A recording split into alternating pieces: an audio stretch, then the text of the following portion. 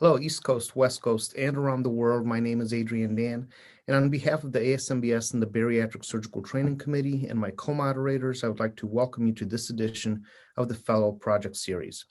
Joining me today is Dr. Kunoor Jain-Spangler and our West Coast moderator and chair of our committee, Dr. Matt Martin. Our goal is to bring the world of bariatric surgical education together for high-quality didactics by content experts from across the world, and over the course of the academic year, to cover all the ASMBS educational curriculum.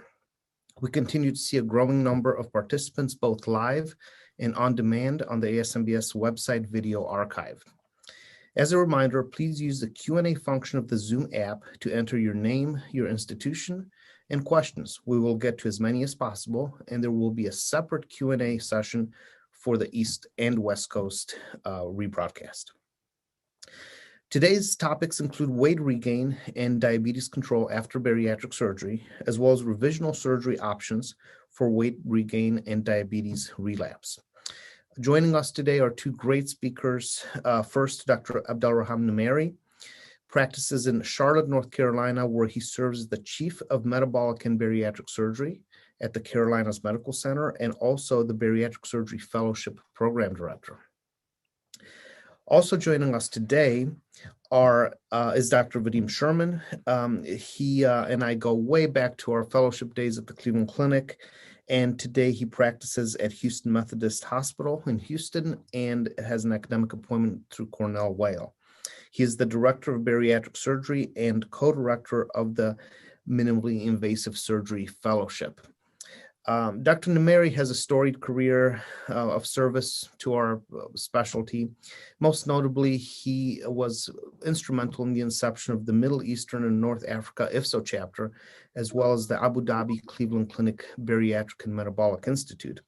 He has a passion for research and education in our field, and you will see why he is such a prolific leader.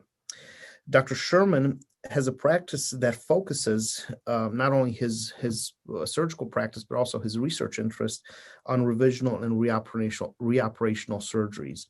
And these are some of the toughest operations. I always joke with my fellows, these are the reasons that bariatric surgeons don't live that long. But nevertheless, they're both prolific speakers. I'm looking forward to their talks today. Gentlemen, welcome and thank you for taking the time, and we will begin with Dr. Nimeri. Good morning, and thank you, Adrian and Kunoor, for the kind invitation. And I want to thank ASMBS. I think this is a great project, and I wish when I was a fellow we had similar didactics. Can you see my screen? Great. So this is my disclosure slide. You can see in the top the financial disclosure, but also you can see the disclosure of procedures I've done, because it's important. And I think this is one of the things we're trying to do at IFSO, to have surgeons not only show their financial disclosure, but their procedure disclosure, because it shows also their bias when they present their talks. So today I'll try to cover 4 items. When someone has weight regain, how do you decide when to offer patients reoperative surgery? And where is the line drawn between medical and surgical therapy? Does it make sense to have a staged approach and say, because sleeve gastrectomy has low risk, to do sleeve on everyone, and then afterwards decide what to do? I will talk a little bit about the total elementary limb length in gastrointestinal bypass. And I think this is an important item for fellows to know. And then finally, we'll talk about the predictors of remission and recurrence in diabetes. I mean, we all know that weight regain is multifactorial, as you can see in this slide. And when a patient has weight regain, the last thing that you should do, I tell my fellows and residents, is to blame the patient. Obesity is a disease, no different than cancer. When someone regains weight or regains all their weight, it is no different than when someone has a recurrence in cancer. It could be genetic, it could be many other things, and you can see on the slide.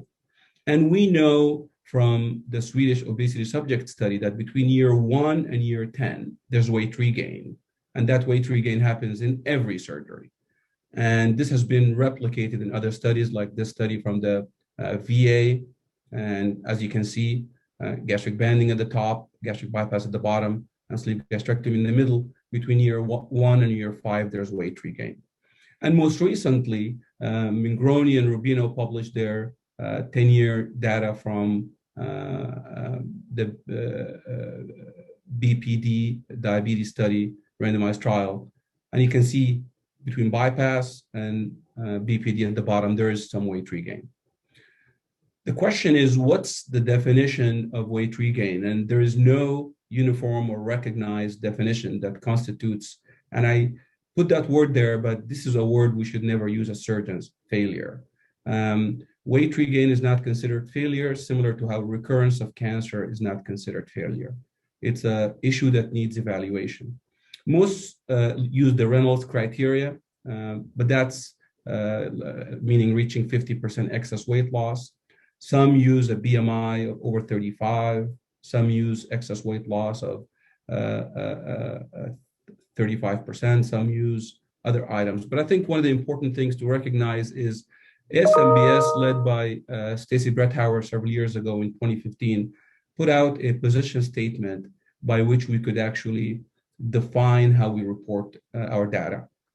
So you should report change in BMI, total weight loss percent, and excess BMI loss. And if you report excess weight loss, it should be just a fourth additive item rather than the main reporting measure. So when do you operate? There's several things you have to consider. What was the starting BMI before surgery? Did the patient maintain 10% total weight loss? Is the patient high risk currently? What's their age? What's their cardiopulmonary status? What's the current BMI? Does the patient qualify to have surgery today? What are the obesity-related medical problems? Does the patient have reflux? And if they have reflux, did you test the reflux objectively by endoscopy, pH study, and possibly manometry? And then what's the assessment of the multidisciplinary team, psychology, dietitian, what's their physiologic status? And then most importantly, how compliant is this patient between the first surgery and today? Last thing you want is to have someone who had surgery, disappeared for 3-4 years, then the next thing you want to do is do another surgery. What's the workup? I think it's extremely important if you're going to operate on someone for weight regain to make sure that you do an upper endoscopy and a barium study and that you evaluate both of them yourself. It's best if you do the endoscopy yourself.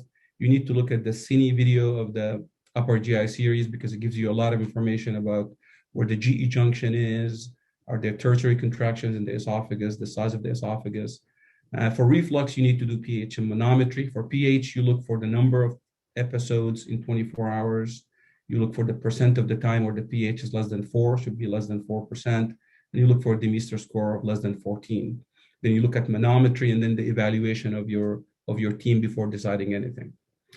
One other important thing is ASMBS put a task force led by Raul Rosenthal several years ago and defined reoperative surgery into 3 main buckets: reversal, conversion, and correction. So if you remove a band, that's reversal. If you convert a band to bypass, that's a conversion, band to sleeve, sleeve to bypass.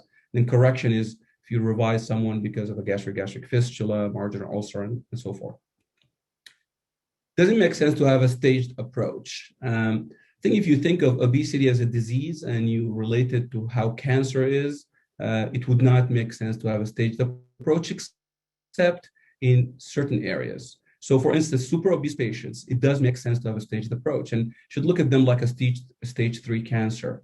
30 years ago, if someone took a breast cancer patient and did a Holstead mastectomy, it was acceptable. Today, you do that, and it's a malpractice. That same patient today gets chemoradiation and then might get a lumpectomy at the end. We as surgeons cannot look at super obese patients just like we looked at breast cancer 30 years ago. And we say someone with a BMI of 70, they just need the most robust operation. They might need some adjuvant therapy, whether it's endoscopic therapy, medical therapy, an MD team evaluation before they actually come to surgery. And that's what I mean by stage approach. And sometimes it might be doing a sleeve gastrectomy. Why is that important? Because as this study shows, in more than 9,000 patients, the starting BMI dictates where the person ends. So when you see someone in the office, if their BMI is 70 and you do whatever procedure you do, that BMI will dictate where they will be 5 years later. This is a meta-analysis that looks at all the different procedures. There's a BMI reduction between 12 to 17 BMI points after bariatric surgery. Gastric bypass a little bit more than band, but it seems like sleeve and bypass are similar, at least if someone's BMI is within 46. And I think this is the most important thing. So if you say sleeve and bypass are similar in weight loss, the first question you should ask yourself, what was the starting BMI? There are for a BMI of 45, and there have been 2 randomized trials with 7 to 8 year follow-up, the Swiss study and the Finnish study, both showing that a BMI of 45, they could be similar. This is a study that our group did when we're in California, led by Kelvin Hegan. You can see these are the same group operating on patients, and the difference in graph is the starting BMI. BMI over 50, BMI less than 50. The weight loss at the end looks different depending on where the person's starting BMI is. And we all know that in the United States, many insurance carriers would not allow patients to have 2 surgeries. So to have a staged approach might not work for most patients. We know that sleeve gastrectomy has been very common, and now 61% of surgeries done are sleeve gastrectomy. And if you look at 10-year studies from Taiwan, 21% revision, you can make the calculation how many patients you need to revise at 10 years.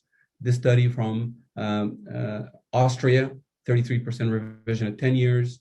This study from the group in Europe, also Italy, showing 14% revision. So the revision rate after sleeve gastrectomy is high. So we need to be very selective in which patients get sleeve gastrectomy. And there's now literature to show that re-sleeve gastrectomy, like this study 4 years later, doesn't work very well. So when someone has a sleeve gastrectomy, the question is, what do you do next? There's this very interesting study from Frits Barend's group from the Netherlands, comparing patients in 4 hospitals in the Netherlands who regained weight after sleeve, and they either did a SADI with 250 centimeter total elementary limb length versus a bypass with 150 centimeter biliopancreatic limb length. This is not what we do in the US. And you can see the complication rate is similar. Nutritional deficiency is a little bit higher in SADI, but the weight loss at 2 years, completely different. And I think this is the important message, is that if you do sleeve gastrectomy and the patient regains weight, maybe that person might need a more metabolic operation. As I told you recently, the Mingroni study looking at BPD in a randomized fashion at 10 years published their data. That's important to look at the nutritional deficiencies at 10 years. This study only had 20 patients in each group, but there were really serious adverse events more frequently in the BPD group. So the strategy to take everybody with a BMI of more than 50 and do a robust metabolic operation might not work, because not everybody has the know-how or the education or the financial ways to be able to actually maintain this procedure long-term. So we need to evaluate patients one at a time. So what's the total elementary limb length? I'm going to spend the next few minutes explaining this because this is a very important concept. It's important to note that Roux-en-Y gastric bypass in the left, BPD in the middle, and duodenal switch all have Roux-en-Y configuration. And I tell the fellows and residents, you have to recognize that the reason Roux-en-Y gastric bypass has weight regain has nothing to do with the configuration. It has to do with the size of the stomach and the length of the bowel. The only difference between these 3 procedures is the size of the stomach. You can see it's different. The length of the roux limb and the length of the common channel and the length of the biliopancreatic limb. So the name is not as important, but the details of how the surgery is done. So if you do a Roux-en-Y gastric bypass and you make your BP limb 200 centimeters, that procedure is not going to behave like a typical Roux-en-Y gastric bypass. It's also important to note that Roux-en-Y gastric bypass and one anastomosis gastric bypass, the most common bypass outside of the US, in Europe, in the Middle East, and Asia, have nothing in common except the name. Because when you do a loop configuration, the total elementary limb length becomes the common channel. And I'm going to spend the next few minutes trying to explain this. So This is a busy table, but I'm going to take you through it and try to explain it to you. So in the top row, you can see the different procedures: BPD, DS, Saudi, one anastomosis gastric bypass, duodenojejunal bypass, and Roux-en-Y gastric bypass. And in the y-axis, you can see size of the stomach, Roux limb length, common channel length, and total alimentary limb length, which is Roux limb plus common channel if the procedure was Roux-en-Y, or common channel only if the procedure was a loop.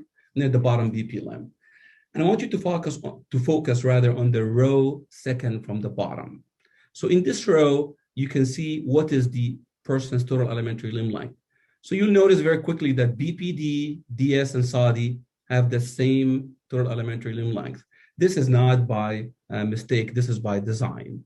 Matter of fact, when Antonio Torres and his group first started doing Saudi, they used 200 centimeter total alimentary limb length or common channel, and they had too many patients with malnutrition. And for some patients with BMI less than 50, they now do 300. Now notice one anastomosis gastric bypass, 400. Now how am I coming with these numbers? I'm assuming in the top left box that the patient's total bowel length is 600 centimeters. And this is the most important thing in gastrointestinal surgery. You're making assumptions about the patient's total bowel length, and the patient's total bowel length is unknown. So unless you measure it, that assumption might not be true. So if it's 600 centimeters, the one anastomosis gastric bypass is less robust than BPD, DS, and Saudi. DJB is even more robust than one anastomosis gastric bypass. And Roux-en-Y gastric bypass, the patient has a lot of total alimentary limb length for absorption. So it's no surprise that that patient will have more weight regain than one anastomosis gastric bypass and BPD, Saudi, and DS. Now let's change that assumption and make the small bowel length 400 centimeters. So the only thing I'm going to change in the table is just the measurement in the top left corner. And you can see in BPD, DS, and Saudi, the total alimentary limb length has not changed. So that patient, those patients are not going to have different malnutrition, even though they have shorter bowel. But suddenly, a one anastomosis gastric bypass patient becomes more robust than BPD, DS, and Saudi. A DJB patient becomes more robust, and a Roux-en-Y gastric bypass only has 350. Now let's make the third assumption, which is that patient's bowel length is 800 centimeters. You can see BPD, DS, and Saudi hasn't changed, but one anastomosis, DJB, and Roux-en-Y changed significantly. A patient like this last patient will have weight regain, and you will have a normal pouch, normal anastomosis, and you will say they're eating their way through the bypass, but the true answer is they have too much bowel length that you did not measure at the time of surgery. That's why before you label patients, you need to actually measure the bowel length. And there are now ways we can actually try to do it radiographically, maybe MRI enterography, but at the end of the day, the ultimate measurement is in surgery. So if you are going to lengthen the biliopancreatic limb too long, you need to measure the total alimentary limb length. You need to know what's the common channel, what's the entire total alimentary limb length. Because at the end, it's between weight loss and severe nutritional complications. So I want to conclude my presentation by talking to you about diabetes recurrence and diabetes remission. This is a slide from the Swedish obesity study. And you can see in dark blue the resolution in the medical group at 2 years and then 10 years, and in the light in the surgery group, 1 year and 7 years. And you can see there is some recurrence of diabetes. So 72% experienced remission at 2 years, but only 36% remained at 10 years. So how do we go about that? It is now known from the Stampede trial. As you can see, this is a slide from the Stampede trial done at the Cleveland Clinic by Phil Shower's group, that at 5 years, there is still good maintenance. But if you look at more and more literature, this is a study from the Cleveland Clinic looking at sleeve gastrectomy patients. You can see at the time of surgery, patients lose weight, their A1C drops, and then by year 1, they started the normal weight regain. You can see there is a similar increase in the A1C. So we don't know all the details, but it seems like there are some factors. One of them is weight regain that also plays a role in diabetes recurrence. This is a study from randomized trial, 5-year outcome from Minnesota, from the group of Saeed Kramuddin, looking at diabetes remission. You can see between year 1 and year 5, there's some resurgence of A1C in the surgery group at the bottom.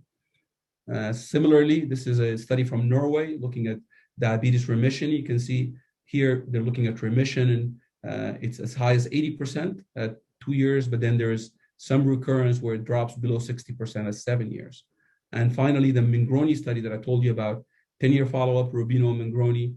You can see that the glycemic control at year 1 is different than where the glycemic control is at 10. So what are the things you can talk to patients in the office when they're diabetic? I tell the fellows the devil is in the details. When you come to the office and you tell me the patient is diabetic, that's not enough information. I need to know how many years have you been diabetic. I need to know, are they on insulin? I need to know their A1C, because that's what decides what the discussion should be. So this is the diabetes remission score, and it looks at insulin, A1C, age of the patient, and the use of oral hypoglycemics. And you can see you could have remission as high as 94% or as low as 11%, depending on the patient. So the procedure, as I showed you, makes a difference, but the patient also makes a huge difference. This is the ABCD score done by Wei J. Lee from Taiwan. Again, age, BMI, C-peptide, and duration of diabetes. And when you compare them side to side, you can see that the success of metabolic and bariatric surgery can be predicted by both in terms of diabetes, but the ABCD score is better for patients with lower BMI, which is something very common in the Asia Pacific region. Again, this is another score looking at, age of the patient, what's the glucose level, C-peptide, duration of diabetes, and whether they were insulin or not.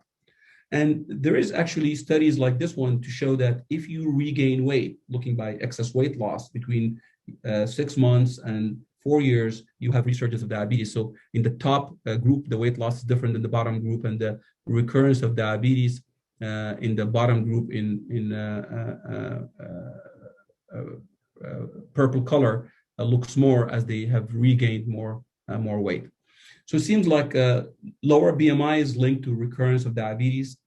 Greater weight regain after surgery is linked to recurrence of diabetes, and then a greater post-operative glucose level or patients on insulin also are linked to having a more recurrence of diabetes. So what are the take-home messages from this talk? I think it's important to note that super obese patients are at high risk for weight regain, and we need to treat them like stage 3-4 cancer, meaning you cannot treat them like how we treated breast cancer 30 years ago with a Holstead mastectomy. You need to make sure that these patients get a proper evaluation by an obesity medicine specialist and an MDT team, an aggressive approach at reducing their weight with medications, and possibly maybe doing some endoscopic options. But if you offer them sleeve gastrectomy, they need to know that they will probably need another procedure. And you need to look at their entire situation. And also, if you decided to offer them a robust operation like BPDDS, look at their entire situation. Can they afford the supplements? Are they good with follow-up? And you need to actually look at the entire picture before making a decision. The second thing is there's literature to show now that preoperative surgery has higher complication and lower weight loss than primary bariatric surgery. Patients need to know that. So when you do a staged approach, you're setting yourself and the patient for a difficult hill to climb, and you need to recognize that. If someone has had surgery in the past, but they still have severe obesity or obesity-related medical problems, then additional therapy is indicated. And sometimes it's surgery, but sometimes it's just an evaluation. And we should not ever say that it's failure. And then reoperative surgery needs not only experience, but a comprehensive team. And you need to preoperatively look at everything. Look at the operative note, look at the upper GI yourself, look at the endoscopy yourself, read the notes of your team, and make sure you don't get surprised at surgery. In regards to diabetes, we know that metabolic and bariatric surgery is more effective than medical therapy for a diabetic patient. But diabetes remission and recurrence is predictable. So the type of surgery makes a difference. And in the diabetes surgery guidelines in 2012, the best risk-benefit ratio is Roux-en-Y gastric bypass, even though the most effective is BPDDS.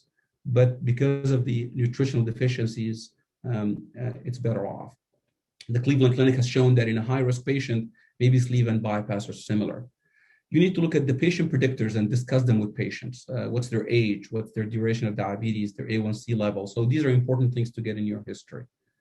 The worst thing to say is to say that metabolic and bariatric surgery cures diabetes. It puts it in remission, and it depends on patient factors as well as procedure type. So I want to stop there, and I'll be happy to take any questions.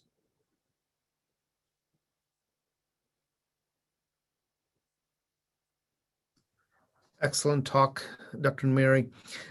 Thank you so much for this excellent discussion of the data and the ever more complex algorithms that we have to go through as we treat this very chronic condition. We will move on and take questions at the end for both of our speakers. Now, Dr. Vadim Sherman will give us an idea of the available options for patients who fall in this category. And talk to us a little bit about some of the revisional techniques and the algorithms to determine what would work best for them. So Vadim, if we can go ahead and change screens, take it from here. Thank you, Adrian. Thank you, Dr. Nimeri. That was great. I'm going to be focusing more on the surgical. Let me go back here. Okay. Oh. All right. Yeah, I wanted to focus more on the surgical options available to us. And it is a very complex type of discipline here, dealing with patients who have had previous bariatric surgery. And I think that one of the main things to understand when it comes to revisional bariatric surgery is understanding where we came from, where we are right now. And there's a slew of procedures out there that have been performed over time in order to afford patients a tool for weight loss. And they're well-intentioned. And just like we discussed, there's a risk-benefit analysis to how many complications there are perioperatively versus long-term compared to the total weight loss and amount of weight regain. And we can see that the more invasive the procedure is, the better the weight loss is going to be, but also the higher the risk of complications are going to be. So we're going to discuss some of these procedures in detail, but you don't see some of these procedures anymore. This is something called a horizontal gastroplasty. It had its time for a short amount of time. Basically, they would take a TA stapler, remove some of the staples in the middle over an E-wall tube and create a stoma in the stomach. But the stomach is a very dynamic organ. It's moving all the time. Unless you have gastroparesis, these staples are going to come out.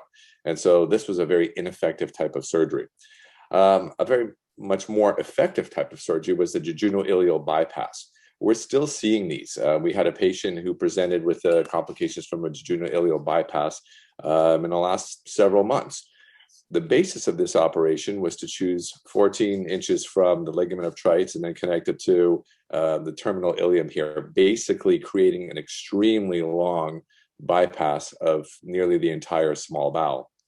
So as you can imagine, a ton of complications were present. It's still surprising to me to see patients who present with jejunal-ileal bypass because many of them have died. Phenomenal weight loss. I've only seen one patient who actually had some degree of obesity with a GI bypass, and that was probably because of the anatomy and how they put it together to prevent the patient from having these complications. But obviously we would see electrolyte disturbances. Liver failure was a big one, osteoporosis, things like that. We had a patient recently with diarrhea. One of the reasons that the patient survived was because of something that they did with the excluded limb or the blind limb. In order to reverse a GI bypass, seems pretty easy. Take apart this anastomosis, connect it back to the proximal jejunum, and you have intestinal continuity restored. You have no blind limb. Some of the pitfalls are that this blind limb could be extremely atrophied. And when it's atrophied, you can try to put a feeding tube into the blind limb, allow it to regenerate, and then come back a few months later and try to redo the anastomosis at that point. There will be a caliber mismatch between the alimentary limb and the blind limb, and that has to be taken into account. One other consideration is what they do with the blind limb.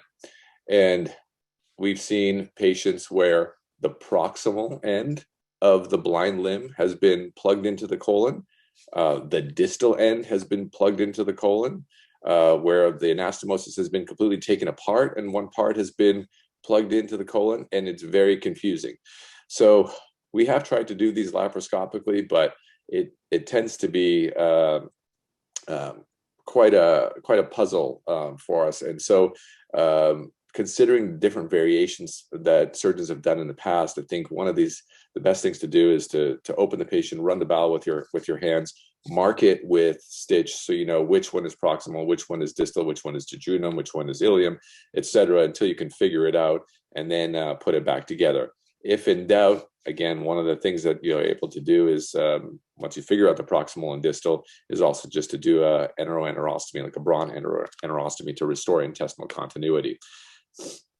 Same thing with the BPD and DS. So we just talked about those ones here. We've got the long limb gastric bypass here. We've got excessive weight loss, malnutrition, vitamin deficiencies, osteopenia, things like that, similar to the JI bypass. Here, if you have a patient who develops metabolic abnormalities, instead of completely reversing everything, one of the options is just to find 2 loops of bowel and create an enteroenterostomy here proximally, which will then effectively lengthen the common channel here.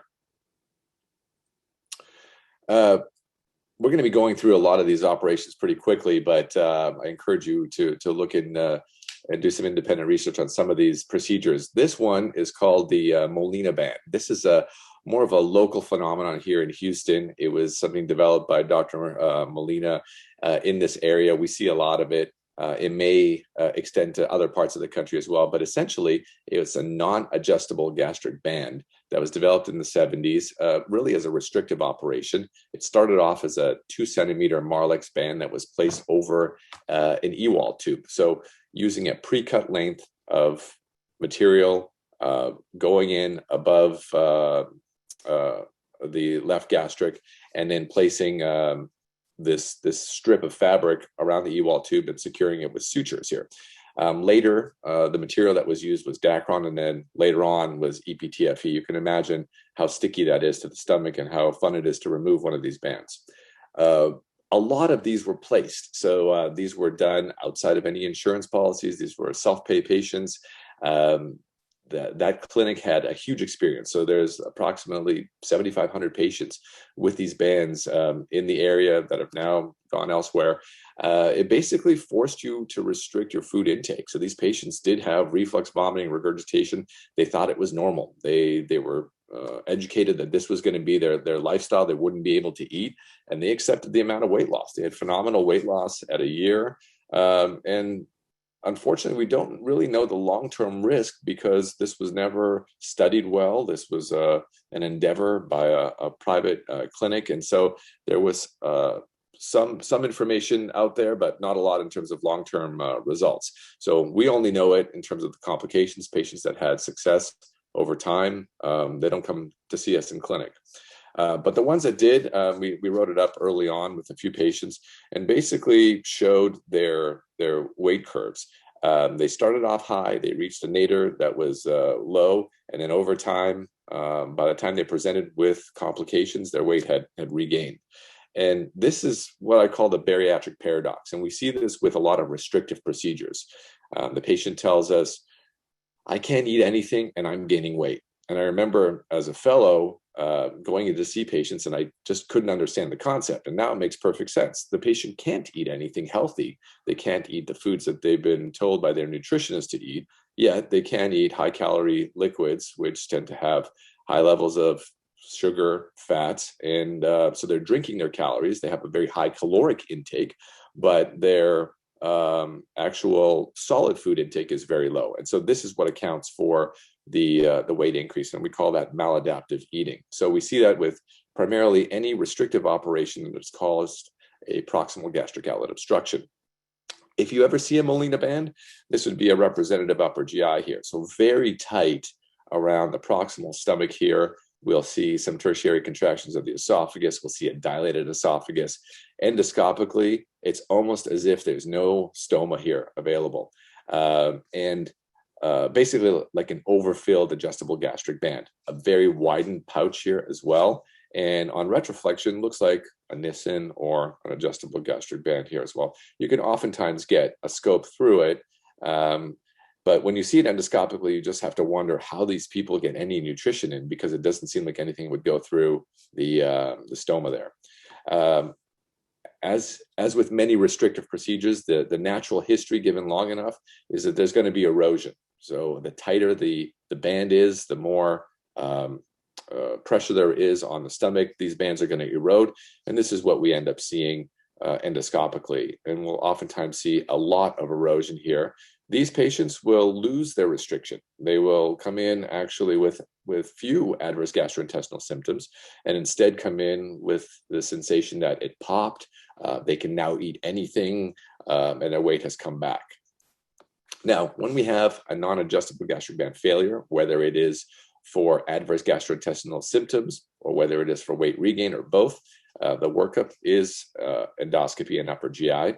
It's understanding the anatomy here. So it's getting a roadmap through various entities there. If they've got an eroded band, what I would suggest at that point is either try for an endoscopic removal if you've got therapeutic GI, or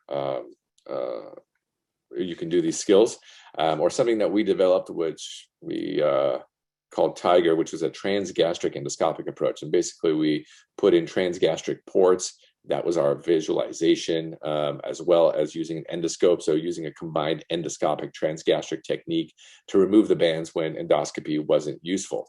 That allowed us to stay away from the area of inflammation, the thick capsule that forms when you have an eroded band around the proximal stomach. If they simply have proximal gastric outlet obstruction from the band, then moving on to a laparoscopic removal of the band, it will alleviate their issues. If they've got the proximal gastric outlet obstruction with morbid obesity and we want to convert them to something, then gastric bypass would be the preferred approach here. I have seen some patients that did have conversion to sleeve gastrectomy. They came back with persistent symptoms, weight regain, and the reason for that is that the anatomy just doesn't lend itself to a sleeve gastrectomy. If we want to have good results with the sleeve gastrectomy, we want to end up with a nice tubular stomach without any proximal dilatation.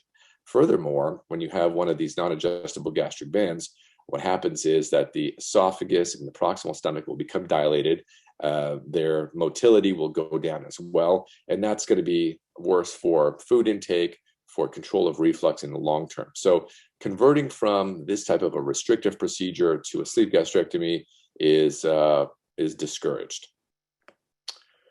Similar to non-adjustable gastric bands, we have vertical banded gastroplasty, which we're still seeing in much less frequency, but there are plenty of patients that have undergone this procedure in the past.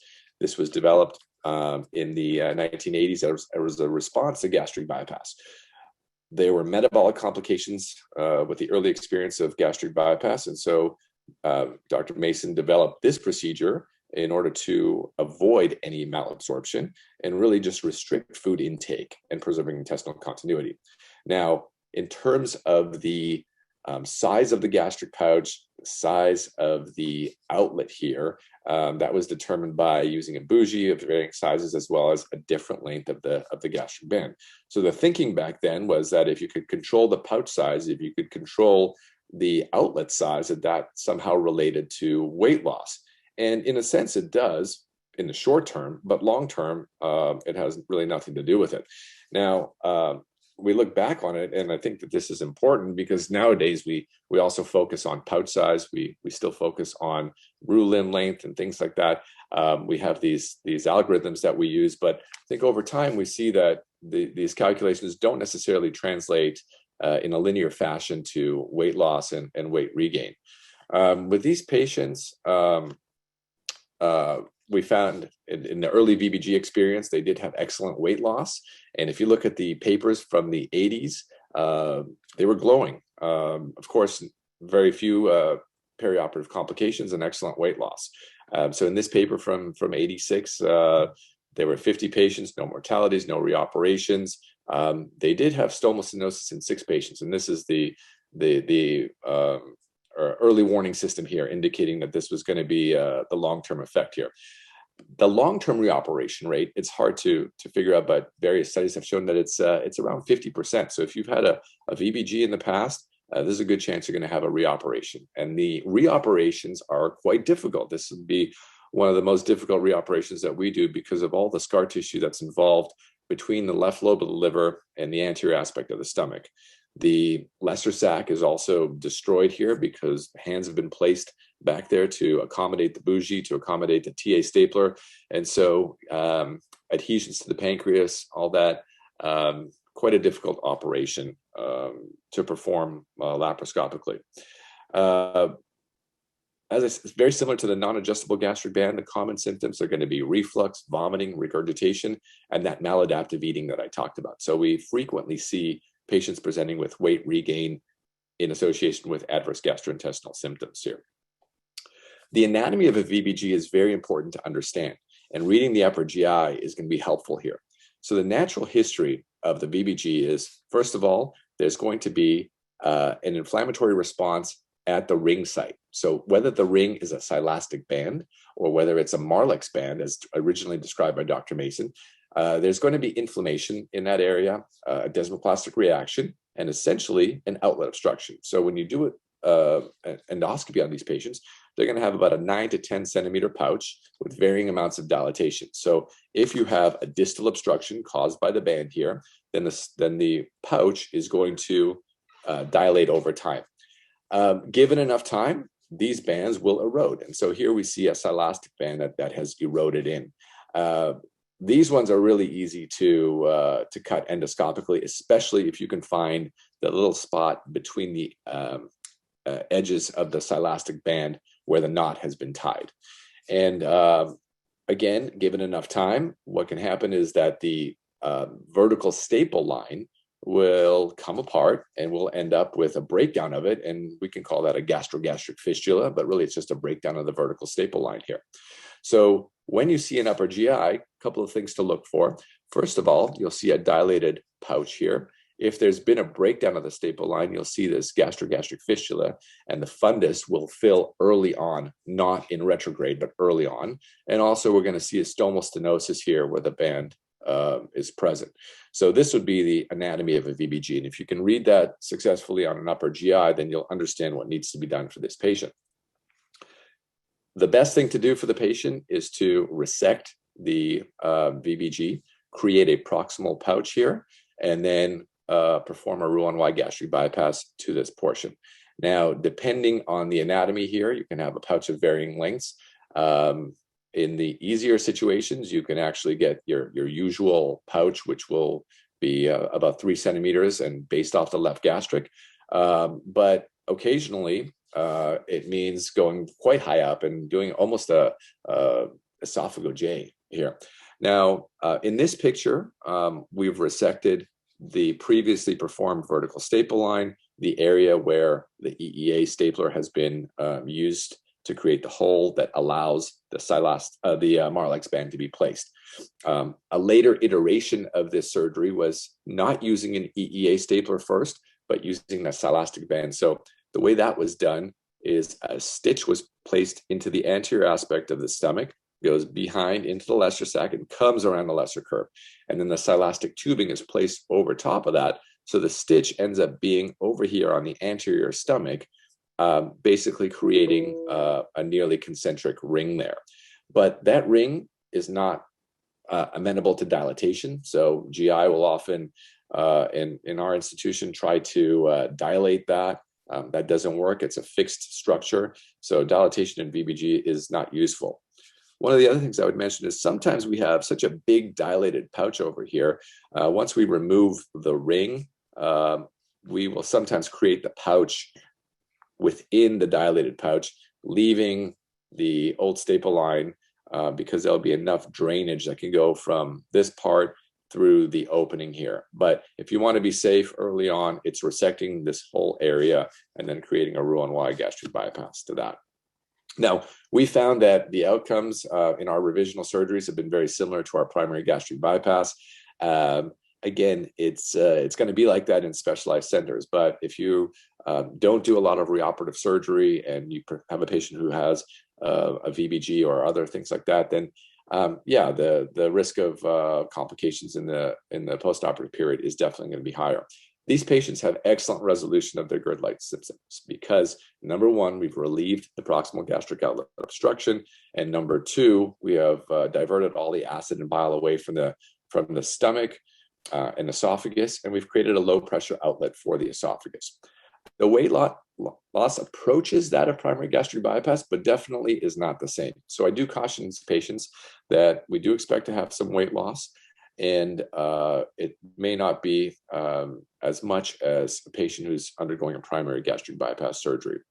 The MIPSQUIP calculator is very useful. There is a button there for previous foregut surgery. It does not take into account what the previous foregut surgery is, but it does give you a sense of how much weight this patient is going to lose. In terms of the eroded bands, like I mentioned, endoscopic approaches are useful. So if you've got an eroded Marlex band, eroded silastic band, you can use the tools now, especially with a therapeutic scope that allows you to use two instruments, one to grasp, one to use scissors, or even other devices, electrocautery.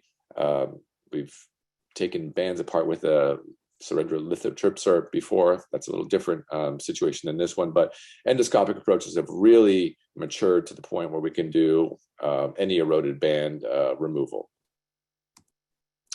One last thing I want to mention is we've had a few patients who presented in their late 70s who have complications from vertical banded gastroplasty, and these patients maybe are not amenable to a gastric bypass and the metabolic potential complications that come with it. In those situations, or we've had high-risk patients as well, we really just do a reversal of the vertical banded gastroplasty. And so what we'll do is take out the band, and so that can be done laparoscopically, opening the capsule, resecting the band. That alleviates a little bit of the stricture at that point, but then creating a hole at the gastric pouch, creating a hole on the fundus, and basically doing a gastrogastrotomy, reversing that vertical staple line. That creates a larger opening and allows food to fall into the remainder of the stomach and bypass the stoma there. Now, the only problem with this is that there's not going to be resolution of GERD-like symptoms because you're not rerouting the acid and bile away. So I do warn these patients are probably going to eat better, but their reflux is still going to stay the same, and we'll have to control that with medications. We had an idea a long time ago when we had patients present to us with complications from vertical banded gastroplasty, but without morbid obesity, that these patients would be amenable to sleeve gastrectomy. These patients had a low BMI, and they had symptoms like reflux and intolerance to solids. The problem was that in doing so, in that small group of patients, we had 2 staple line leaks. We had a lot of readmissions, and the long-term data actually showed that they had no resolution of their reflux symptoms. And so out of all these patients, nearly everybody got converted to a Roux-en-Y gastric bypass. So with these restrictive procedures, I would highly caution against converting to a sleeve gastrectomy, especially in the face of proximal gastric outlet obstruction and adverse gastrointestinal symptoms.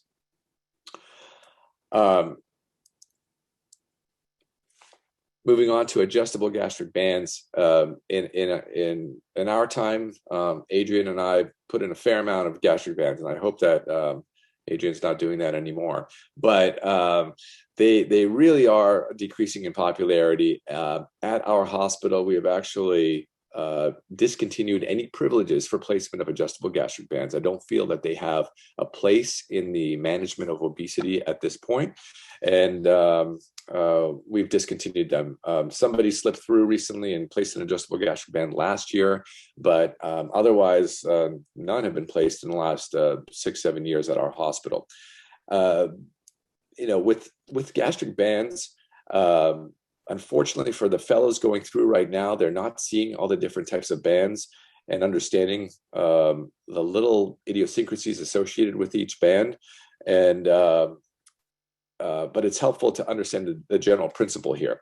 So with bands, the placement involved creating a window at the base of the right cruce, creating a window at the frontoesophageal ligament, and then pulling the band through, closing it. The old bands did not give you the capability of reopening them, so we just had to slice right through them. The newer bands, you can open them up and not have to cut through them, but I still do cut them to avoid the sharp edges as pulling it out through the retrogastric or retroesophageal space. Bands would then have a gastropexy, and this was to prevent a slip. And apparently, if you put these stitches in right, then you weren't going to have any slips. But we now know that's ridiculous. And these bands still have a very high slip rate. Early on, the slip rates were quoted as 5 to 10% in the literature. Then it slowly went up to 15%. It's now between 30 and 50% for slip rates. Early on, the lap band outcomes look great. I mean, this is what I would tell my patients. The weight loss approached that of a gastric bypass. The metabolic resolution rates were that of a gastric bypass without any of the complications. And you had all these groups that were showing excellent results of gastric banding, but these results unfortunately weren't reproducible in other centers. So over time, what we see is patients who present with pouch dilatation. I call this an early slip, and then we have the true slips here. So the stomach has essentially prolapsed through the band, and now the band is sitting around a thicker part of the stomach. And that's going to create an obstruction here. And in this upper GI here, we can see a very large proximal fundus. Stuff is going to collect here before it tries to go through the band. Yesterday, we had a patient with exactly this anatomy over here, this large proximal stomach, and then the band really encased in all the scar tissue there. I used to revise these patients, and we would give them several chances. We would replace the band with a larger band in hopes of reducing the slip rate in the future. Nowadays, we don't revise any bands anymore because we know that if a patient has had a slip once and we revise it, that patient's likelihood of a slip is very, very high long-term. So we counsel the patient, we remove the band, we either do nothing at that time or we convert to a Roux-en-Y gastric bypass in the same setting. If the patient is interested in a sleeve gastrectomy, we highly discourage that in this setting, but we do take out the band. We try to reverse the stomach to its near normal anatomy, and then we revisit in a few months' time to see if the stomach has returned to normal. I would perform an upper GI at that point and see what the stomach looks like before considering a sleeve gastrectomy following a slip. We've seen band erosions as well. In this one, you can see that this band has gone right through the stomach here. This patient had no restriction whatsoever, and this is a band that was removed endoscopically. Now, when performing a conversion of a band to a gastric bypass, one of the things that can be done is following the removal of the band, try to get the entire gastropexy done. And then also a capsule will always form underneath the band, between the band and the stomach. And if you don't remove that capsule, then you're going to have a remaining constriction around that part of the stomach. So removing that capsule is necessary. Once you do that, the stomach is near normal, then you can just do a pouch like you normally do. But if there's any difficulty with that, you can go through the tract of the band, which is going to create a very small proximal stomach pouch, usually above the left gastric. And that's going to just change the anatomy a little bit of your gastric bypass. But otherwise, it's pretty much the same as doing a gastric bypass. Now, with the sleeve, as I mentioned, one of the most important considerations is this little fundal outpouching here. And if you can eliminate that by getting rid of all the scar tissue here and create a sleeve that has a nice tubular appearance, then this is obviously the desired end goal. Last year at our institution, we had 5 patients that underwent conversion from band to sleeve whereas we had 35 patients who had a conversion from band to gastric bypass. Now, the patients that underwent conversion from band to sleeve, we wanted to make sure that A, there was no reflux, there was no esophageal dysfunction as seen on upper GI, and that the band was wide open with no proximal dilatation here. The best patients to do this on are the ones where the band has been placed right at the GE junction, preventing this outpouching or proximal dilatation of the stomach. Sleeve gastrectomy, I'm not going to go into this much, but the things that I caution my patients about is reflux.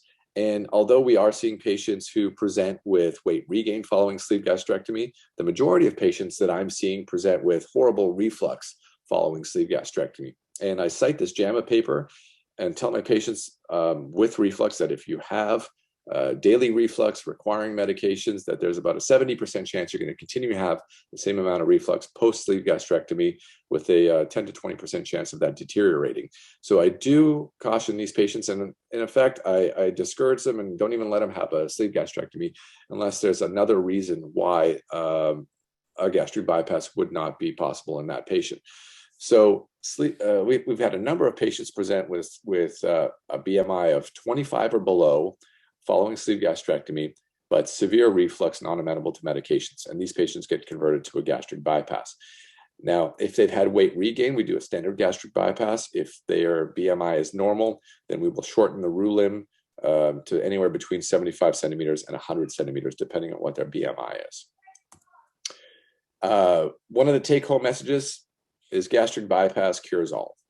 Now, it's the best. It's everything that we've hoped for. And so out of all the procedures that have tried to supersede it, it's the one that corrects their complications. But what happens if gastric bypass fails?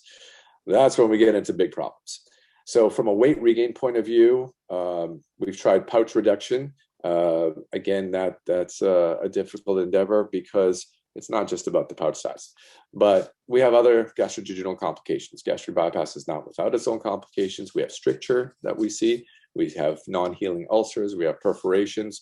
In these types of situations and dilated gastric bypass pouches, a GJ revision is something that we try. So whether it's for weight regain with a big dilated pouch or a problem at the anastomosis, basically cutting out a portion of the pouch, cutting out a small amount of the roux limb, redoing the anastomosis is the preferred approach here, and that can be done laparoscopically, obviously. Thank you.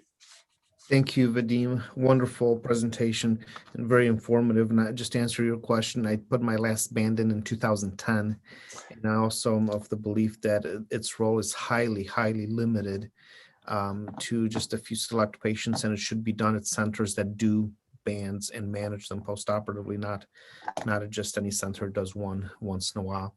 So with that, I'll turn it over to Kunoor for some of the questions that we have.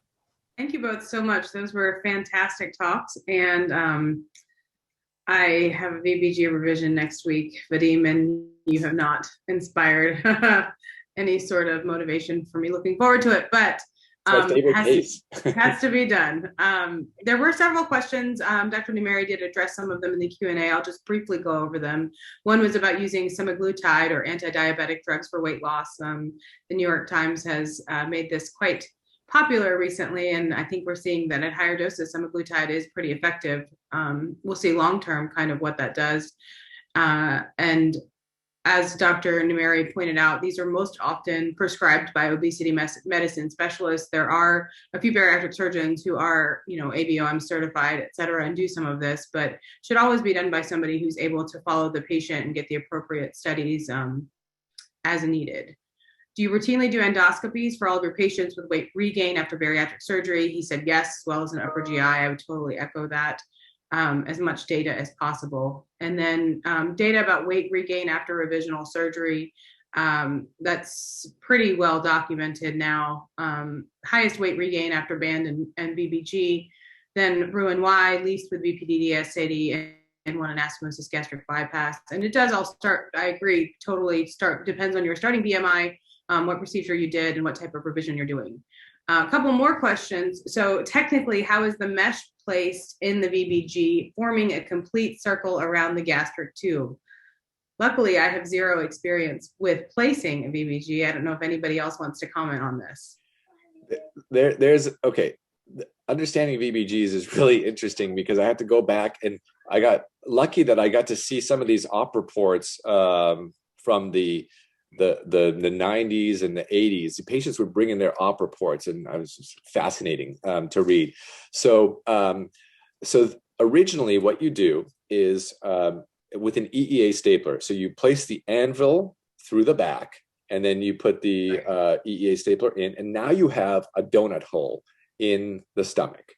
You put the E-wall tube down, and then you just put the mesh around the E-wall tube. So from the donut around the lesser curve, that closes it. Okay.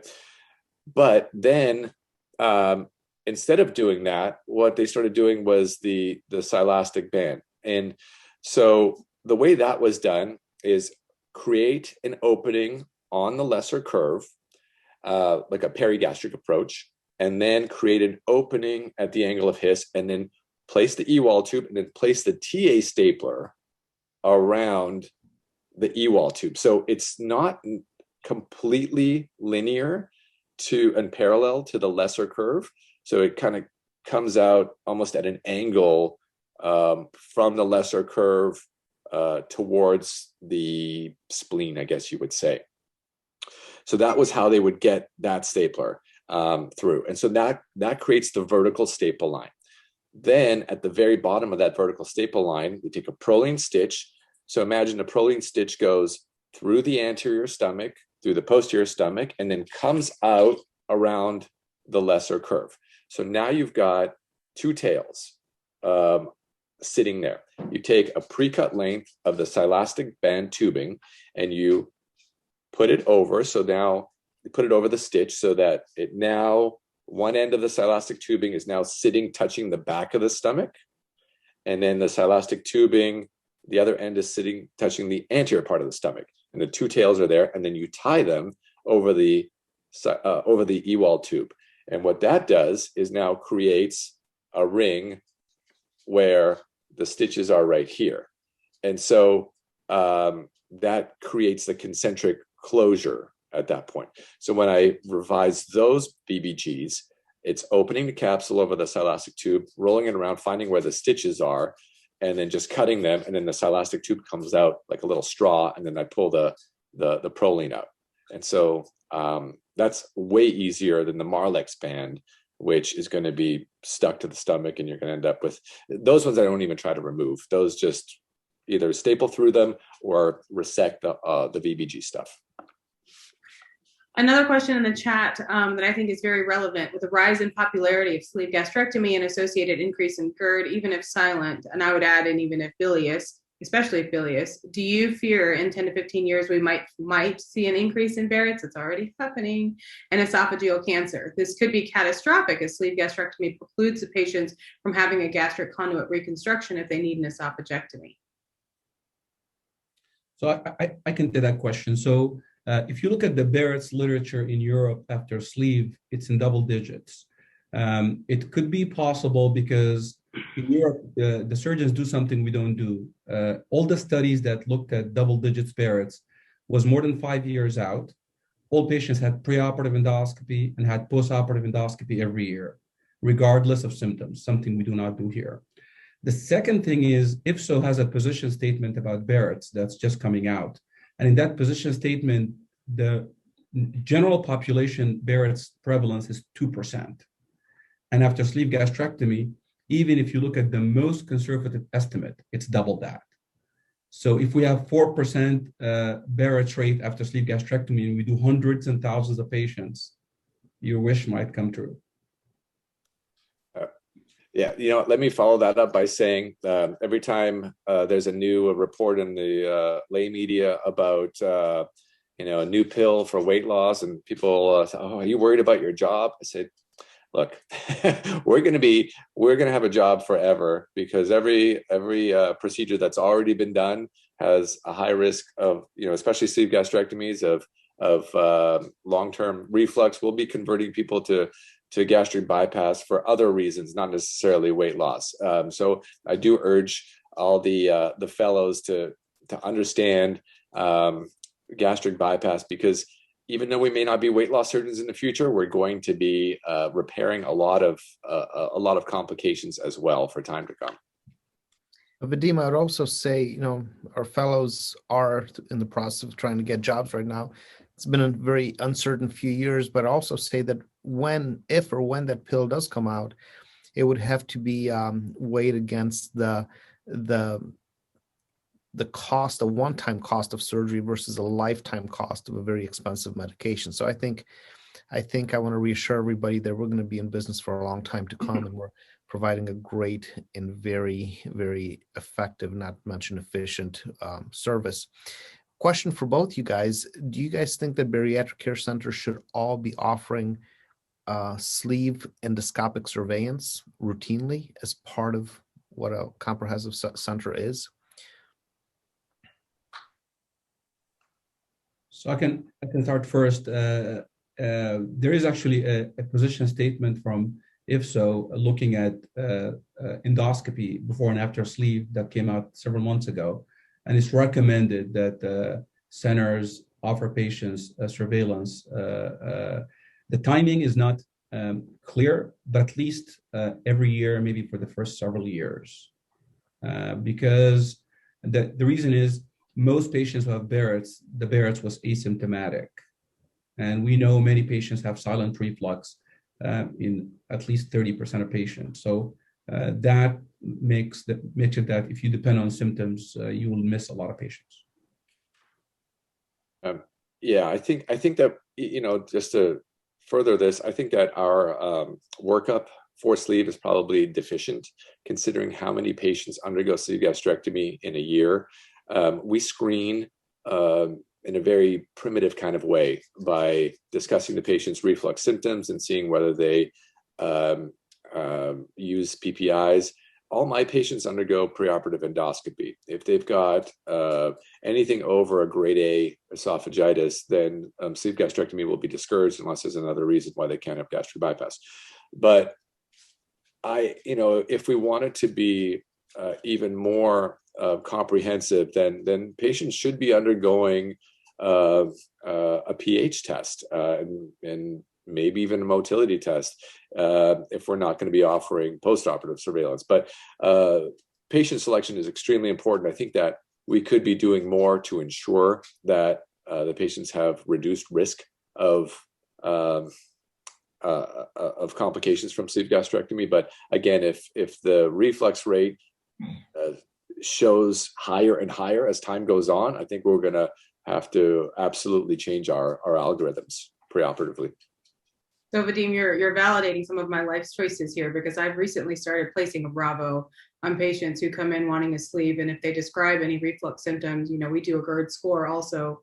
But having that data beforehand and then sitting down with them and saying, hey, I really think a bypass might be indicated based on what your Bravo is showing me. I don't want you 3 years from now to come back miserable on max dose PPIs and then be talking about a revision. So thank you. I couldn't agree with you more, seriously. Couple more questions. I know we're going over, but this will be available on demand, so people can watch at their leisure. And I think some of these questions are really interesting. So somebody else asked, what about the butterfly gastroplasty? Is it possible to convert to sleeve? Is there any data? I think the long and the short answer is no, there's no data.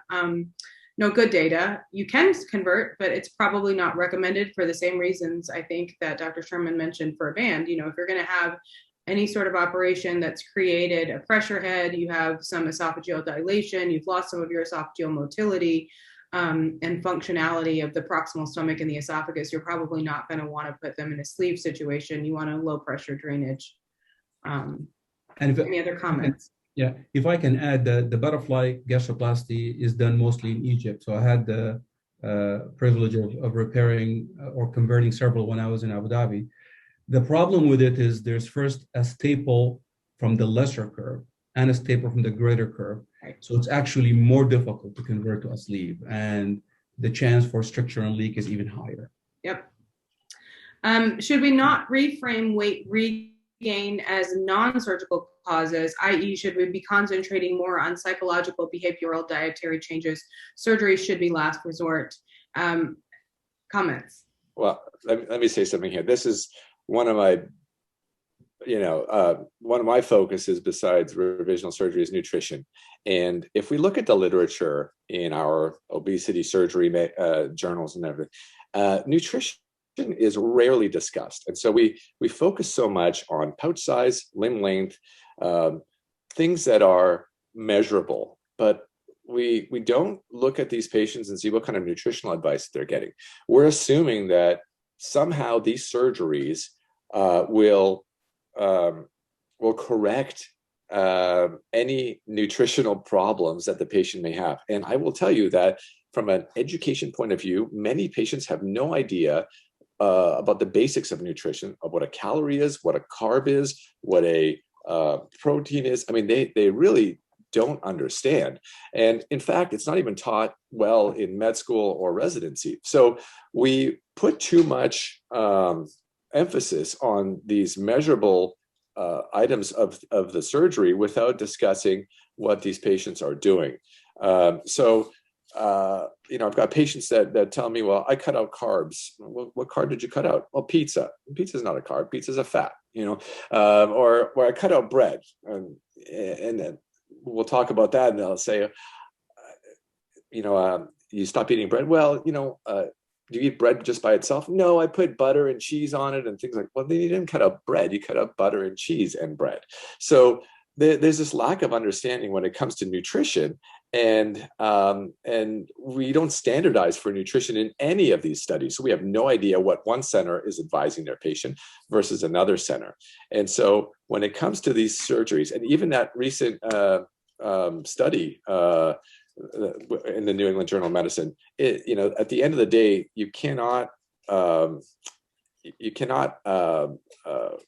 out-eat or how do I put this? You cannot out-exercise a bad diet. And by the same token, a surgery is not going to correct poor nutrition. So it doesn't matter what surgery you do. If the patient doesn't have good nutritional education, they're not going to have the best results anyways.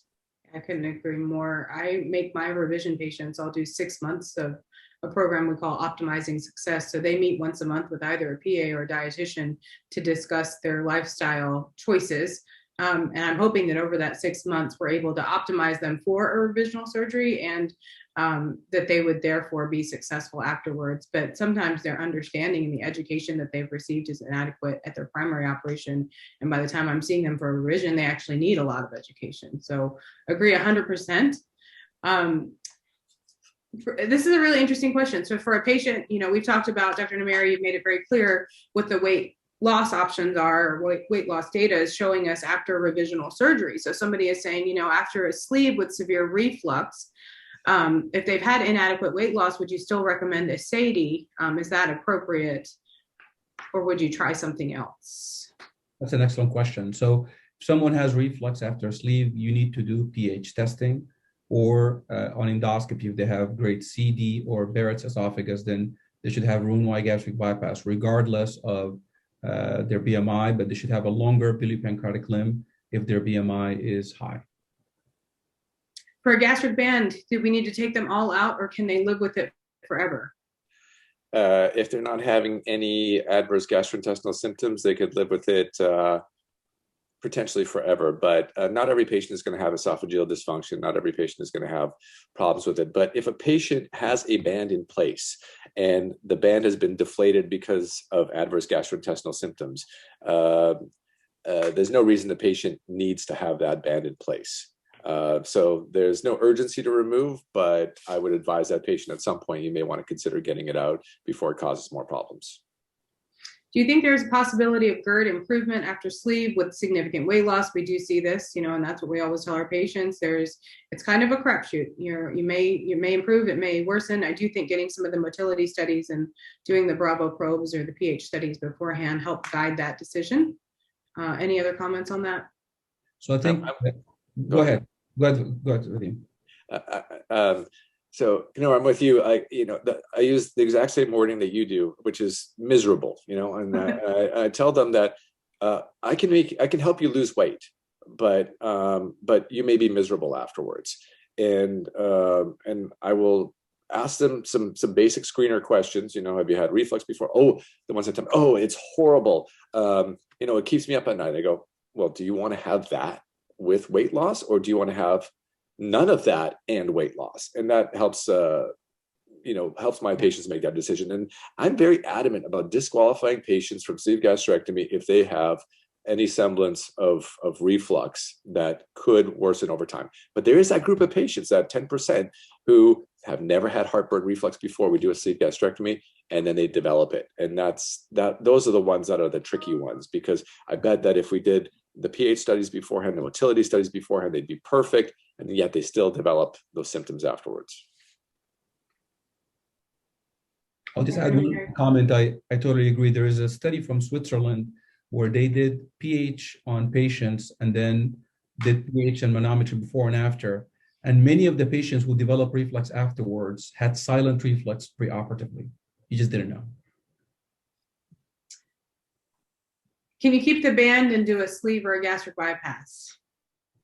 This has been described by Jan Grieve from the Netherlands. Right. His technique is to leave the band in place as a banded bypass or a banded sleeve. I don't do that.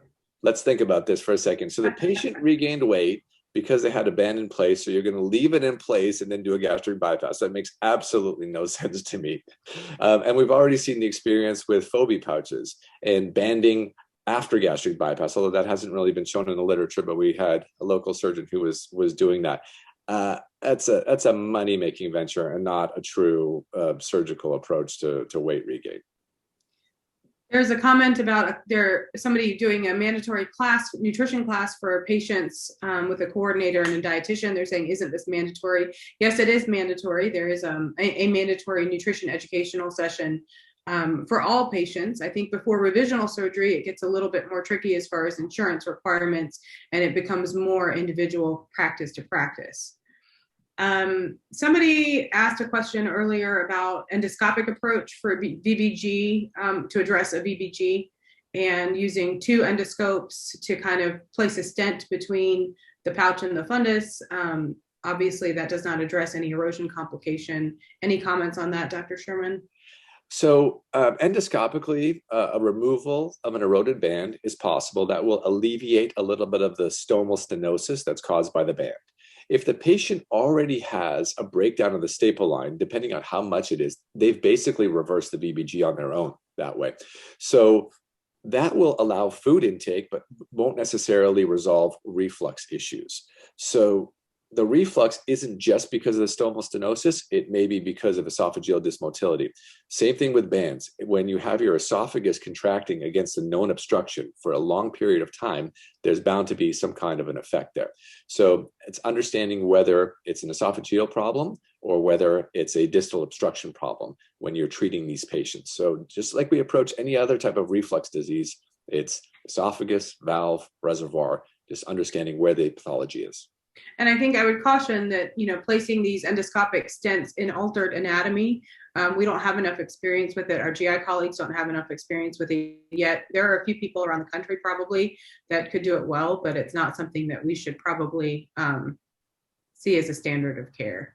And there's a fixed obstruction there. If you've got a band there, dilatation is not going to work, stent is not going to work. The only thing that has been tried before, and this was tried unsuccessfully, and this was tried in Houston with these Molina bands.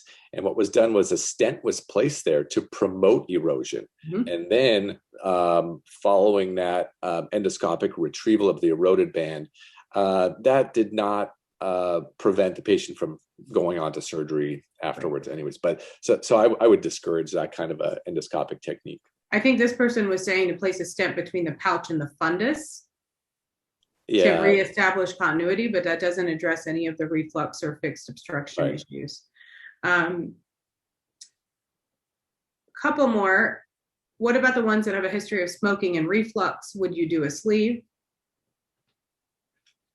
So I think you need to actually assess the reflux objectively. If they have Barrett's, no. If they have grade C or D, no. If they have objective evidence of reflux, no. And then the smoking, you need to have a conversation with the patient. I think at the end of the day, we tell patients go quit smoking, but we don't give them resources. We don't explain. So it's a case-by-case basis. These are two different diseases, and obesity is a third disease, and you need to strike a balance. Yeah, smoking's a tough one because I feel that I've been lucky that haven't had too many patients who are dealing with that. We do get the urinary VMA before surgery to confirm that they've stopped smoking. We do encourage them to seek resources with their primary care. And we do ask on every postoperative visit whether they're smoking or not. And that's been useful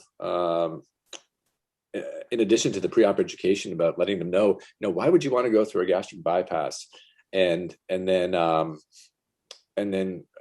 jeopardize that bypass with an ulcer and all the problems that could come with it. And I think they have a good understanding. But I have had one or two patients who refuse to give up smoking. And in that situation, we did go ahead and do a sleeve gastrectomy because they wanted to smoke, which is ridiculous. But yeah, it is. I live in North Carolina, so there are a lot of folks who come in with ridiculous smoking histories, and you can almost tell that they're going to stop for surgery, and it's questionable whether they're going to stop long term. And so those are patients that I tend to do more sleeves on because we see some really bad marginal ulcers. And, the operation I do is going to kill you short term versus long term. I would rather at least be able to have a bailout or something that I can do down the road versus something that it's going to be much harder to fix. Last question. What about, this is very timely, what about the end sleeve for reflux? So the Nissen sleeve has no long-term data with objective evidence. I think unless we see randomized trials comparing it, I have seen some disastrous complications of leak from the fundus of that Nissen sleeve. If someone has objective evidence of reflux, they should just have a bypass. I think it's kind of straightforward. There is no reason for the semantics. Someone has real reflux, just do a bypass. Yeah, we didn't even get into the whole, metabolic benefits of bariatric surgery. If you look, back on my history of bariatric surgery slide, every surgery that has been popular and then fell by the wayside has been a restrictive surgery, and B, a surgery that has tried to duplicate the results of a gastric bypass, other than DS and BPD.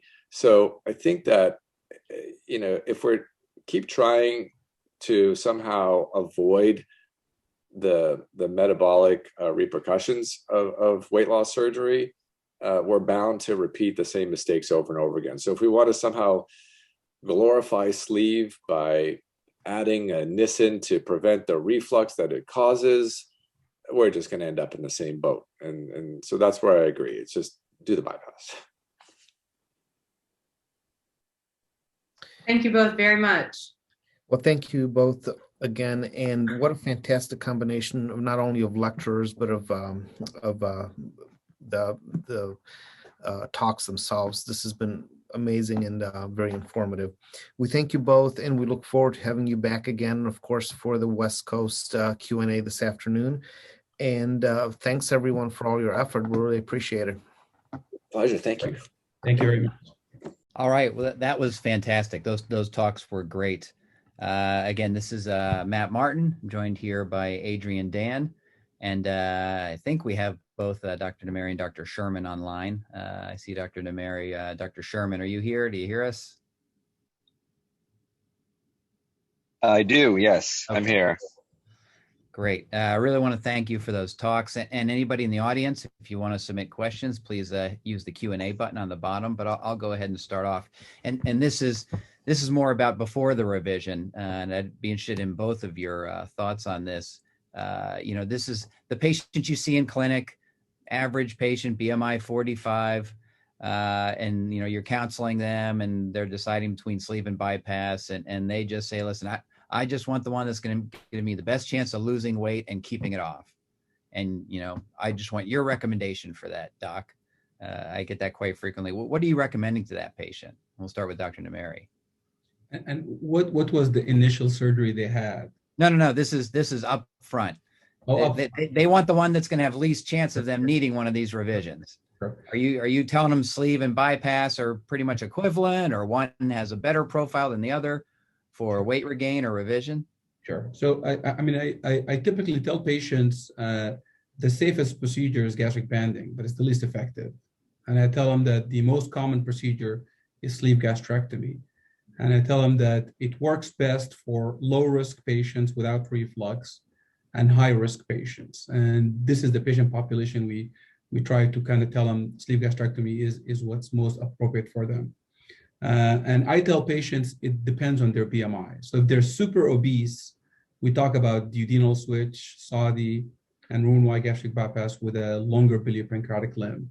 If they have reflux, we talk about objectively assessing their reflux and trying to avoid the sleeve gastrectomy, maybe consider Roux-en-Y gastric bypass. If they're diabetic, we also talk about Roux-en-Y gastric bypass. So it all depends. So after I talk to them, I put up their BMI, whether they have reflux or not, and their risk status. And we use those three to make a decision which procedure they should have. All right. Dr. Sherman, sounds like you think Roux-en-Y is the hero. I will tell you word for word what I tell my patients is that 99% of the time I'm going to recommend a Roux-en-Y gastric bypass. The only time that I don't recommend one is if somebody is too high risk or has an anatomy that's inconsistent with us performing one. The other times we're going to decide whether sleeve gastrectomy is going to be good enough for them. So that's going to be based off of some disqualifiers. So reflux obviously is going to be a disqualifier. And in the presence of diabetes, depending on the severity of diabetes, the duration of diabetes, if we think that we can get remission, then we're going to push them towards gastric bypass in that situation. But if somebody has been on insulin for 20 plus years, they're unlikely to have remission of their diabetes anyway. So in that situation, maybe a sleeve gastrectomy is going to be equally as effective. But you said it yourself. If a patient asks for the best amount of weight loss and the least chance of weight regain, there's no doubt that it's gastric bypass. And when you balance the weight loss with the lower risk of complications compared to duodenal switch, then that is really where I steer my patients towards. Okay. Dr. Nimeri, I loved your chart, showing all the exact limb lengths and what you're actually getting with the different procedures. What do you think about some of the approaches that, that have said, well, we should be tailoring these and, our length should be just based on a percent, of each patient's total small bowel length rather than just using these preset lengths that may not work for an individual patient? Sure. I think, any attempt at measuring is a great start. I think one of the biggest drawbacks we have today is because we've been doing gastrointestinal surgery for weight loss for 50 years and haven't been measuring the limbs. Had every surgeon been measuring the limbs for the past 50 years, we have gotten a lot of answers. But at least we should start to be realistic with patients who are going to have some sort of a procedure where the BP limb length is more than a meter. I think for those patients, it's probably a good idea to make sure that their common channel is at least 3 meters of the bowel. And at the end of the day, measuring itself is an issue. How do you measure? How much stretch do you measure on the mesentery or on the anti-mesenteric border? We use instruments that has markings on them, and we measure at moderate stretch. And we measure anybody who's going to get a distalization. We measure their entire bowel. Anybody who's having a BMI of like a BPLM of 150, where as I'm measuring the bowel, I'm feeling that I'm already approaching ileum, then I'm going to measure the entire bowel. Okay. And I apologize, I have to drop off for another meeting, so I'm going to turn it back over to you, Adrian. Thank you, Matt. Thank you for taking the time to help moderate today. I'm going to ask a question actually that Dr. Nimeri asked one of our other panelists a few weeks ago. Vadim, if the gastric bypass is the Superman, why is it only merely 15% of the procedures performed today?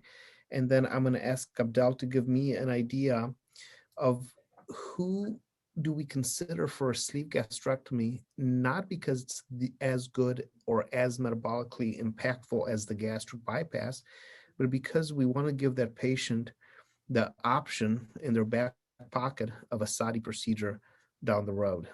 So Vadim, I'll let you go first. I think that, first of all, I was extremely fortunate to complete my fellowship where I completed my fellowship. So if you're taught by somebody who's a proponent of gastric bypass, you will most likely become a proponent yourself. When you see the results for yourself, especially in a high volume center, then all the stigma that's associated with it, all the perceived drawbacks that are associated with it, they go away. Yes, sleeve gastrectomy is very easy to perform. We've got our second-year residents doing it. So technically, there's a lot of difference in performing a sleeve gastrectomy than there is with a gastric bypass. But irrespective of that, we are looking at these surgeries in isolation without looking at the postoperative follow-up and management that needs to be done in order to have successful long-term weight loss. And so it doesn't, my opinion is it doesn't matter necessarily what the limb length is or the size of the bougie. If you don't change or optimize a lifestyle, then you are putting too much onus onto the procedure itself, and that's not going to have the maximal benefit intended. So I think that there's various factors, a lot of patient-driven factors, why sleeve gastrectomy is being driven. For instance, we see it in a lot of ambulatory surgery centers, and gastric bypass is really shifting to more specialized centers, which may or may not be a good thing. But I think that if there was a true collection of data here, and with the revision rates of sleeve gastrectomy, I think people would opt for a first-time gastric bypass above anything else. Abdel? So I think for which patient is the best patient for a sleeve first, BMI 40 to 45, no reflux. There is a tremendous number of patients who fit this category who want to have the lowest risk. And the main reason they're not considering bariatric surgery is the risk. And gastric bypass, despite being better, has double the risk of sleeve gastrectomy in the best of hands. This is what the MBS equipped literature shows. So in those patients, I think a sleeve gastrectomy. Anybody with a BMI over 55, especially over 60, I tell them if they have a Roux-en-Y gastric bypass, they will end up at a dead end 10 years from surgery. And I tell them we should plan for a duodenal switch. And we could do a sleeve only, we could do a SADI, or we could do a Roux-en-Y duodenal switch. And I tell patients who have a BMI over 55 that duodenal switch is a three-step operation. Starts with a sleeve, and then we take a timeout, make sure you're okay. Then we transect the duodenum and do a SADI. We take another timeout, make sure you're okay. Then we do the third anastomosis. So yeah, for patients with BMI over 55, unless they have severe reflux, doing a Roux-en-Y gastric bypass, they will end up with a BMI 40 to 45, 10 years later with very little options. I see. So if we look at some of the data presented by Dan Cottam, who's got one of the greatest series of the SADI procedure, revisional SADIs from gastric bypass to sleeve and then potentially to the SADI procedure hold a very high risk for complications. Vadim, I think very much like you mentioned in your series of VBG to sleeve. So I'd like to ask Vadim, in light of that, shouldn't we consider younger patients who would maybe at a dead end in 10 years, people with more potent diabetes that needs literally the biggest bang for the buck, people with higher BMIs, shouldn't they be considered for a sleeve to SADI rather than the bypass?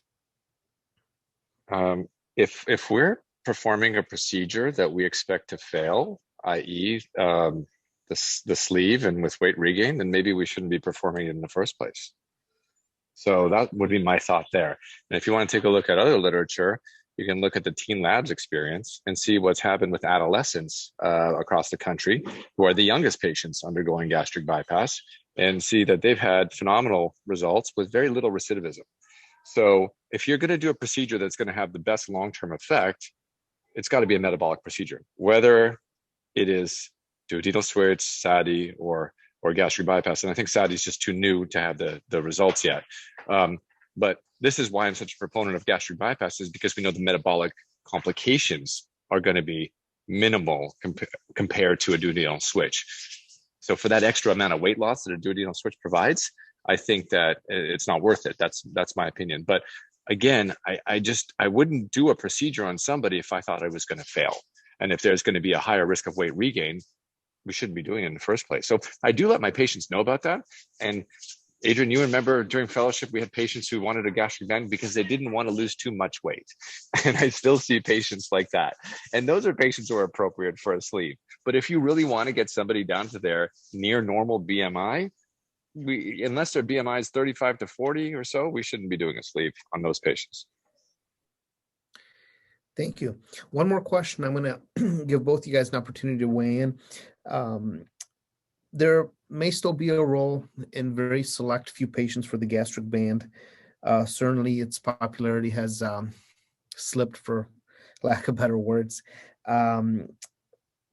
But do you have any tips, tricks, and what is your opinion as far as staged versus one stage conversion to another operation? Vadim? There's probably a role for everything, but it just takes a lot of work and effort for these patients. So the reason that those Australian centers had such good results is they were so specialized in that particular procedure that they had the appropriate follow-up, the appropriate education. They kept tabs on these patients. They came in on a monthly basis, not necessarily just for fills, but for management. And so if you have a center dedicated to that, you probably could see more success than the occasional band placement. So yeah, of course there's a role for it, just the same way there's a role for medical management or pills or anything like that. So for sure there is a role, but I'm saying if we were to just consider a device or procedure that's going to have an across the board effect, that shouldn't be it. We are placing an obstruction into that patient, and that's not usually a good way of helping with weight loss, by preventing somebody from eating.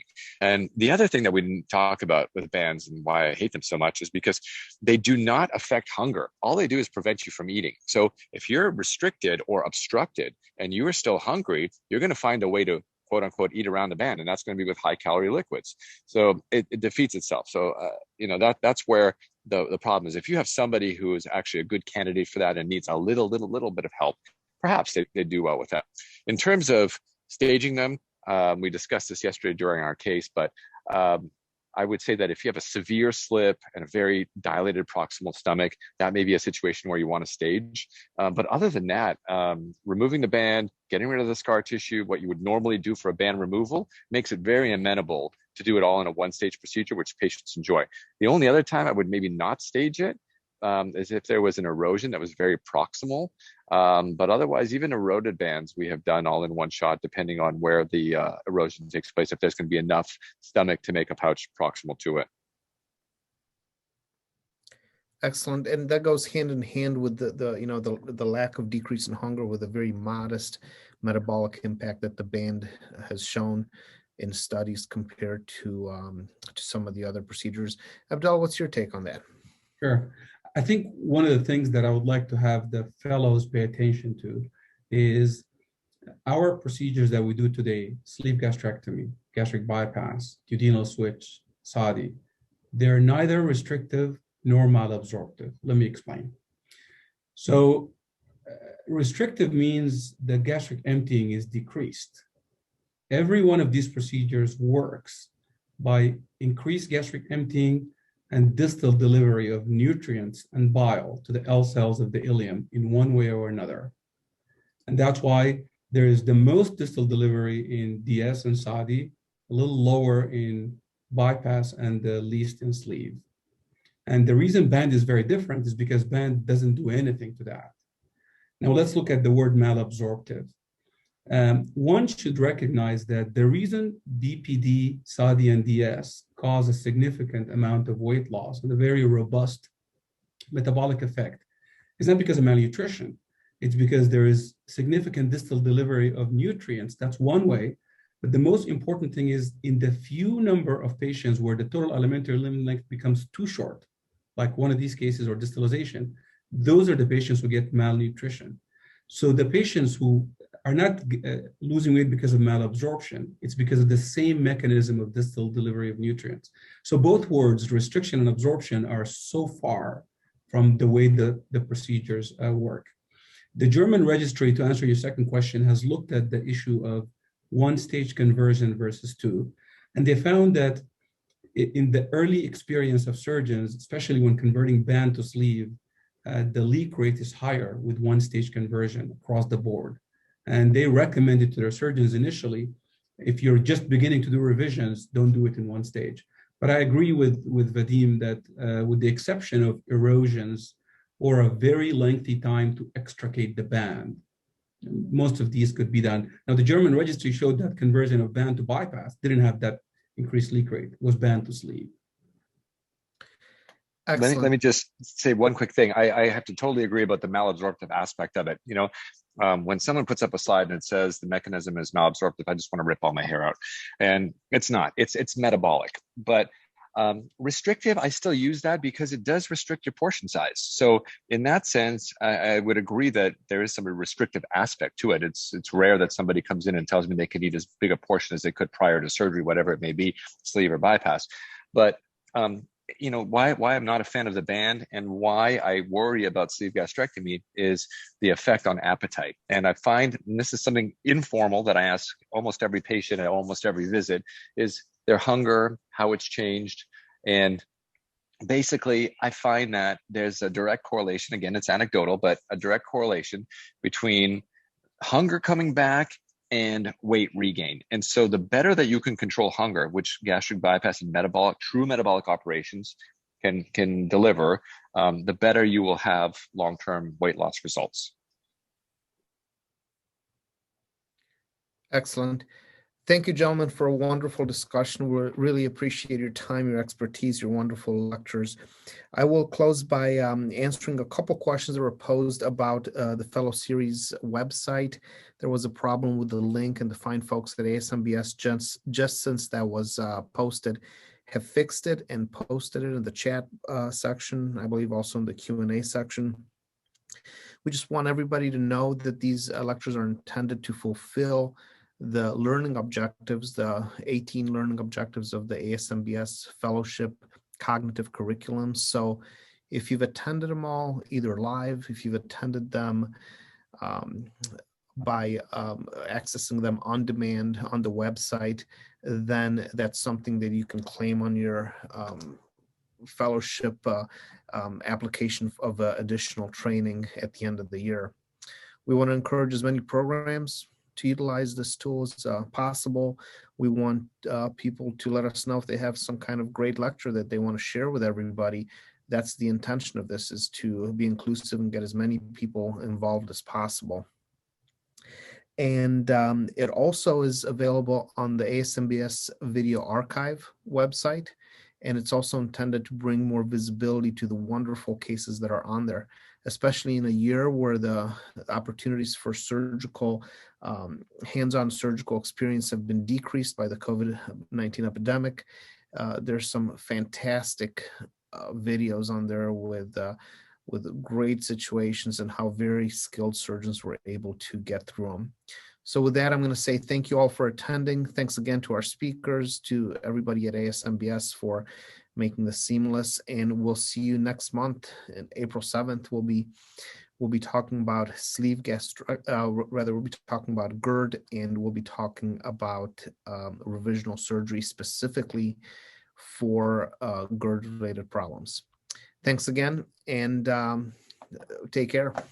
Thank you. Thank you, Adrian. Thank you, Dr. Mary. Bye.